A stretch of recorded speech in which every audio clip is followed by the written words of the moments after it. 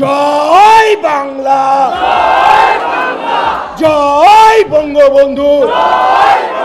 ব্রেনটা বড় চালু, মনে রাখবেন বিপদে জয়কালে ক্ষয় নাই, মরণকালে ঔষধ নাই। শেখ হাসিনাকে দেশে ফিরিয়ে আনতে আওয়ামী লীগ ও মুক্তিযোদ্ধাদের ঐক্যবদ্ধ বার্তা। জানুয়ারি মাসের শুরু থেকেই দেশের রাজনৈতিক অঙ্গন বেশ সরগরম। আওয়ামী লীগপন্থী নেতাকর্মীরা জোরালোভাবে জানিয়েছেন যে তাদের নেত্রী শেখ হাসিনাকে খুব শিগগিরই দেশে ফিরিয়ে আনার পরিকল্পনা চলছে।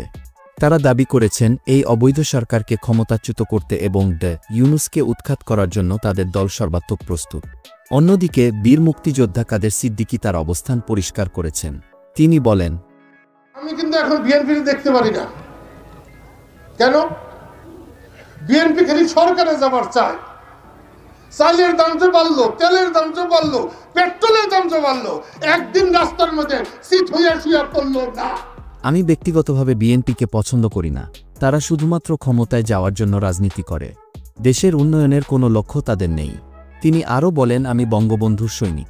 শেখ হাসিনার বাবা বঙ্গবন্ধু শেখ মুজিবুর রহমান আমার নেতা।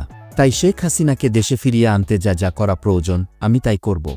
দেশের রাজনৈতিক পরিস্থিতি ক্রমশ উত্তপ্ত হয়ে উঠছে এবং জনগণের নজর এখন সরকারের পরবর্তী পদক্ষেপের দিকে।